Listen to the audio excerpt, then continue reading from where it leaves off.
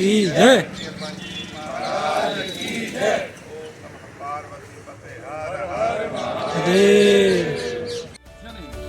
तो संस्कृत का एक श्लोक भी बड़े अभ्यास के साथ बोल सकते हो आप। खूब अच्छा अभ्यास होगा तब उसको शुद्धता से बोल पाओगे। उसके स्वरों का बड़ा महत्व होता है।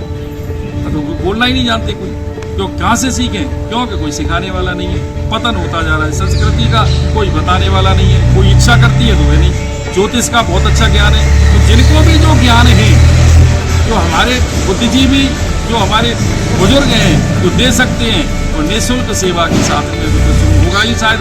तो इसलिए आकर के वो दें और बैठे यहाँ, और अपने लोगों को जो जोड़े उनको, तो अपनी जगह जगह जहाँ जहाँ भी ये प्रचार है, तो ये बहुत अच्छी बात है। ये बड़ा अच्छा विकास है।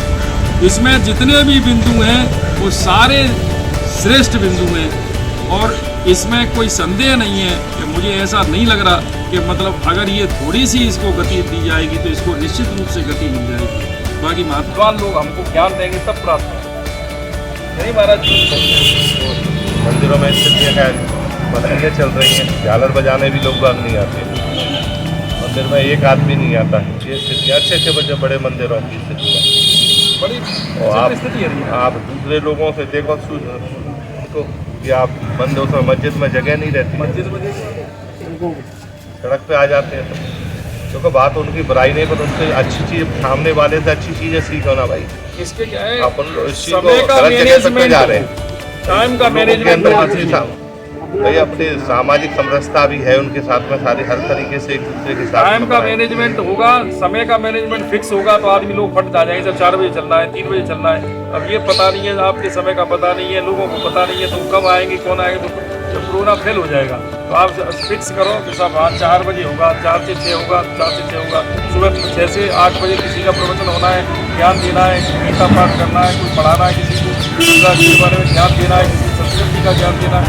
तो वो एक समय निर्धारित होना चाहिए है। और फिर कमेटी का, जैसे महाराज जी ने कहा, बहुत श्रेष्ठ विचार है कि 8 दिन में हर मंदिर में, जैसे उनके सनातन से जो भी जुड़ जाएंगे, जो लोग भी जुड़ जाएंगे, वो सब लोग इकट्ठे होकर के एक बार 1 महीने में, 8 दिन में, 4 दिन में समय निकाल करके थोड़ा सा जुड़े और इसको मोटिवेट करते। ये सब चर्चा करने के बाद इसमें हम लोग सक्षम है। यदि हम लोग नहीं कर पाएंगे तो अपन शासन के पास जाएंगे, शासन से सहयोग मांगेंगे, क्योंकि अपन कोई गलत काम तो नहीं करें। ये तो सामाजिक काम है, ये तो सभी के लिए हितकर काम है। स्थान हो, चाहे कोई देवालय हो, चाहे कोई भी लोग, और अपन ये भी रहें, जैसे गरीब बच्चे भी हैं या गरीब माता बहनें, जैसे बहन बेटियाँ आए, गरीब विधवा हुए, तो कोई भी ऐसे नहीं लोग उनका गलत मिसयूज करते हैं। तो अपन ऐसी जगह पे भी देखें, अपन ऐसी जगह पे भी देखें। शासन नहीं है किसी का ध्यान, तो अपन शासन के द्वारा, अपन शासन में यदि ऐसी अधिकारी महिलाएं, माता बहनें हैं, उनको इससे जुड़वाएं किसी तरीके से, जिससे उनको भी ये रहेगा। यदि 2-4 अपनी माता बहनें भी जुड़ जाएंगी और भी लोग हैं। और अभी आपने भैया जी ने भी बोला कि एकदम नहीं प्रयास, धीरे धीरे गति जाएगी। तो एक अपने आप में लोग बाग अपने कह रहे हैं ना, अभी तो अपन लोग जोड़ने की प्रयास कर रहे हैं, तो लोग बाग आपसे कहेंगे किसी न किसी की सिफारिश के जरिए कि आप हमें जुड़वाएं उससे। ये स्थिति ऐसी बन जाएगी।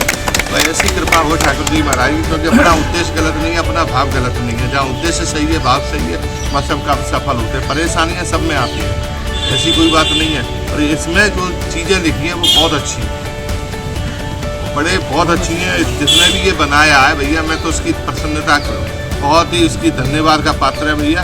कि मैं ये बिल्कुल, और जिन लोगों ने ये फाउंडेशन की जिसमें शामिल है, वो भी धन्यवाद साधुवाद के पात्र है। सर NGO वगैरह चलने अच्छे, उन लोगों का ध्यान नहीं गया। कुछ बातें तो ऐसी हैं इसमें। बहुत बढ़िया कार्यक्रम है और ये सफल होगा आपका।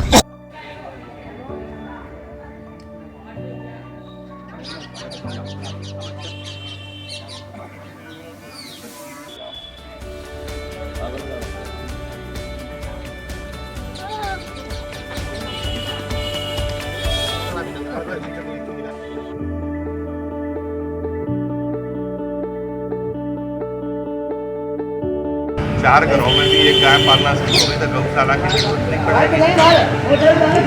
वो विभाग इतने विजर्व हो गए कि बड़े शहरों में आपने सब देहात में थोड़ा गाँव में बहुत कड़ी मतलब कि आज ये के साथ में खड़ा हुआ स्थितियों मतलब ये स्थिति न्यूज़ में पढ़ रहे हैं या पेपर पे आ रही है, यूट्यूब पर चल रही है कि हमारे नीचे कोई मर गया, वाली की पड़ रही, आज पड़ोस कौन मर गया, गिर गया, कौन कुछ खबर ही नहीं है, आदमी इतना बिजी हो गया। ये है कि इसलिए अपने बहुत अच्छा फाउंडेशन ये किया है, बहुत अच्छा। हम लोगों की संस्कृत और संस्कृति का जिस तरह से पतन हो रहा है, हम लोग सारे देख रहे हैं कि संस्कारी चीज़ें क्यों पतन होती जा रही है, क्योंकि हमारी जो वैदिक संस्कृति है इसका नाश होता जा रहा है।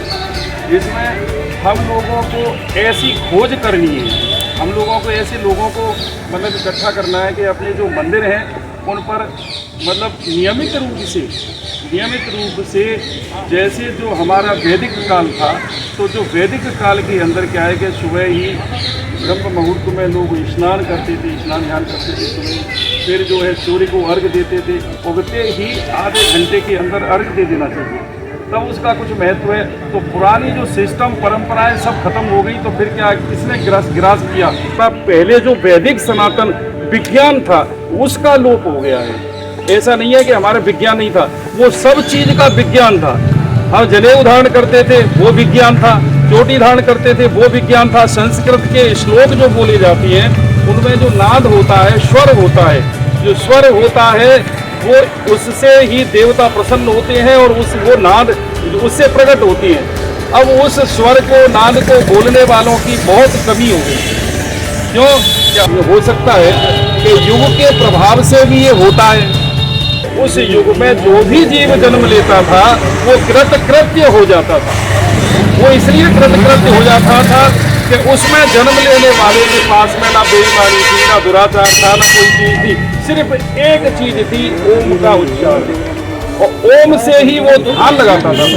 ध्यान करके ही करि हरि ध्यान तरई भव प्राणी। तो ये क्या प्राणी किससे मतलब तर जाता था? भगवान का ध्यान करने मात्र से।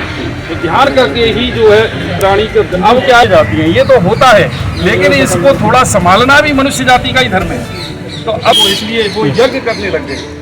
अब त्रेता के बाद में द्वापुर आया, तो द्वापुर रघुनायक पद पूजा और नर भव तरहि उपाय न दूजा।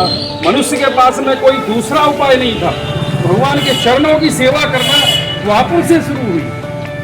उसके पास में मनुष्य जो था, तो द्वापुर में क्या है कि भगवान के चरणों की सेवा शुरू हो गई। तो उस समय सत्ययुग और जो त्रेता जो युग थे उनमें बेईमानी, ये लूट खसोट बहुत कम मात्रा में कम थी। हाँ, कुछ राक्षस थे, सब बातें थी, लेकिन क्या है कि थोड़ा कम थी। द्वापुर में इनकी वृद्धि ज़्यादा हो गई, बेईमानी, दुराचार, ये लोग, इसलिए भगवान का कृष्ण का अवतार हुआ।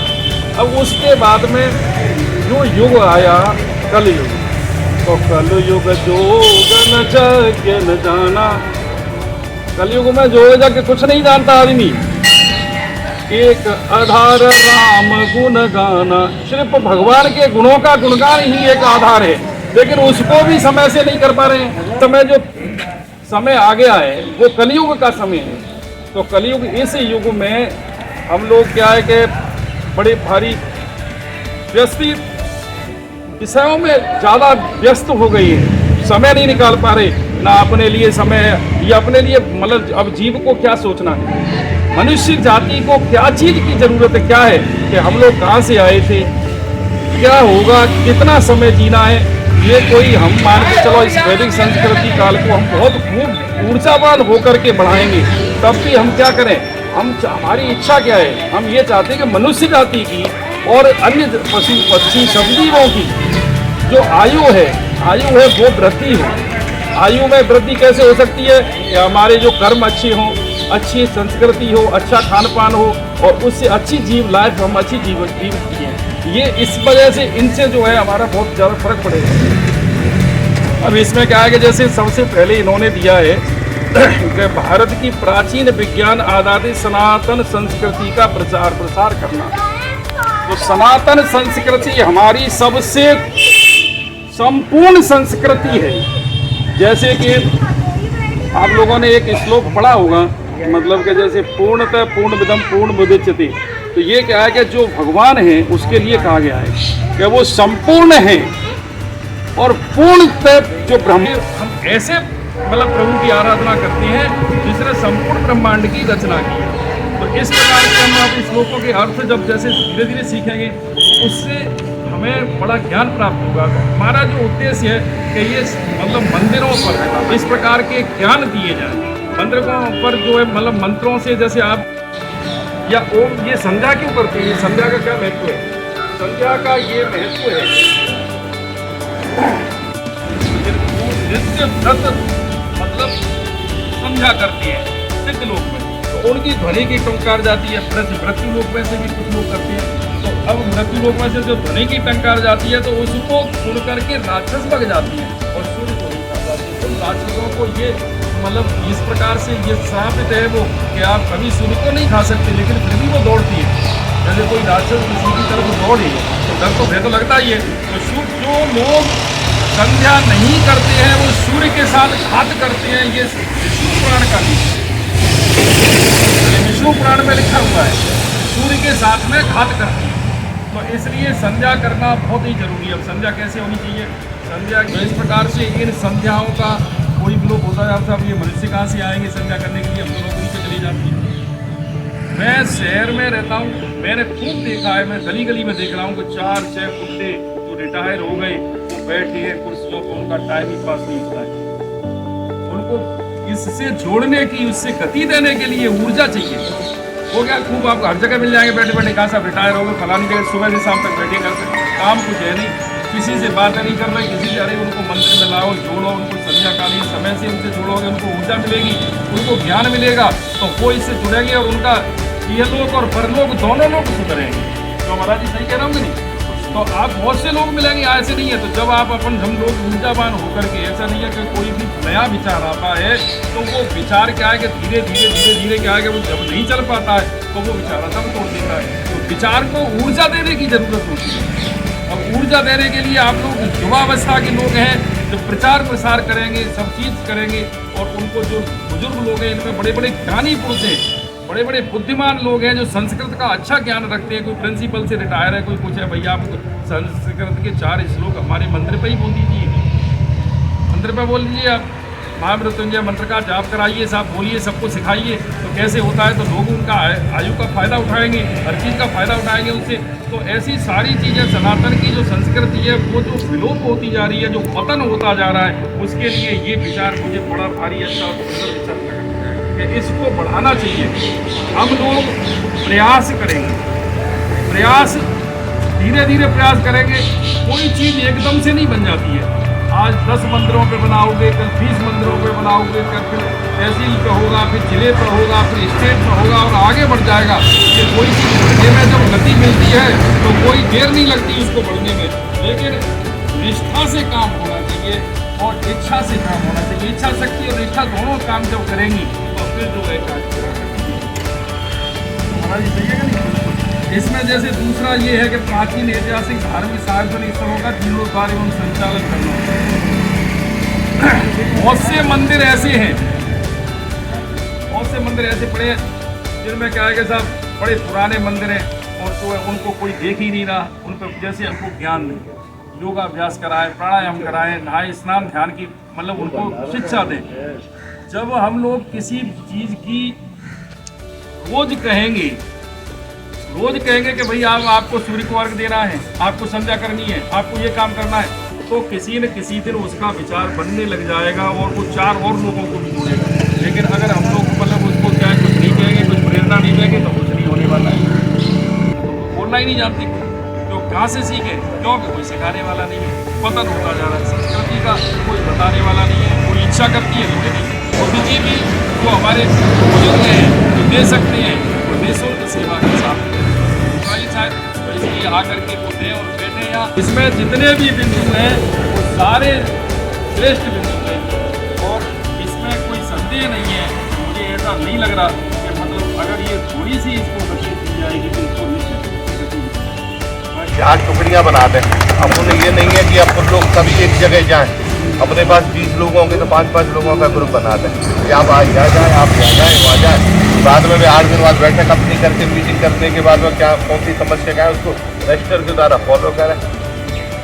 एक अपना वर्किंग रजिस्टर रखें रिकॉर्ड, एक अपना ऑफिशियल रिकॉर्ड रखें जिससे कभी कोई डिस्टर्ब ना हो। जैसे सारी चीज़ें अपने जो नए भी जुड़ रहे हैं जिनके उनके मैं फ़ोन नंबर एड्रेस के सारी चीज़ों से अपन जैसे क्या है कि गीता पढ़ाना, जो भी लोग पढ़ा सकते हैं उनसे जोड़ करके और उनको जोड़ा जाए, हम तो आचार्य वगैरह है अपन उनको भी जोड़ेंगे, बिल्कुल प्रयास करेंगे का मतलब उनसे कहा जाए भाई 2 घंटे या तो शाम का जब लोग आना चाहते हैं तो ज्यादातर जैसे फ्री रहते हैं 4 से 6 में या 5 से 6 में समय निर्धारित करके। और ये उद्देश्य मेरा जैसा मानना, मैं अपनी बात बता रहा हूँ कि इसमें संस्कृत और संस्कृति को बढ़ावा होना।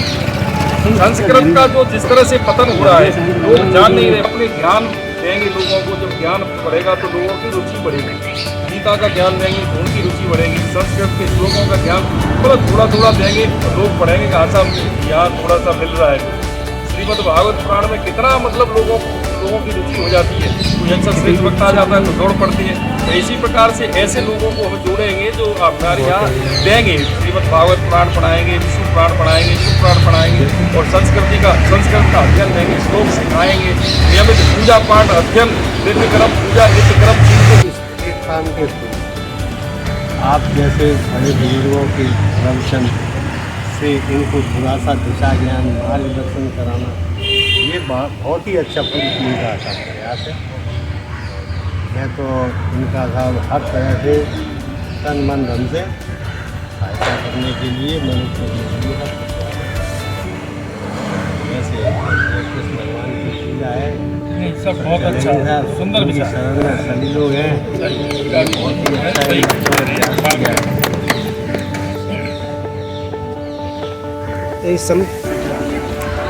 जिला अध्यक्ष बनाए अभी शहरी भाई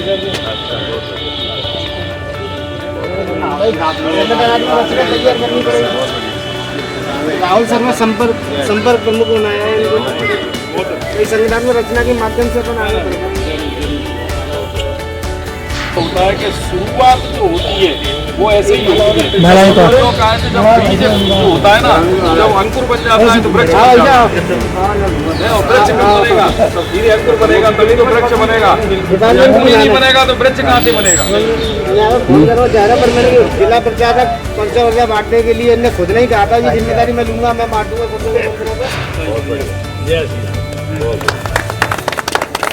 इधर देखो, करौली तक की जिम्मेदारी है, मैं बांट के आऊंगा तो आप बहुत अच्छा अपनी मन से पूरे प्रचार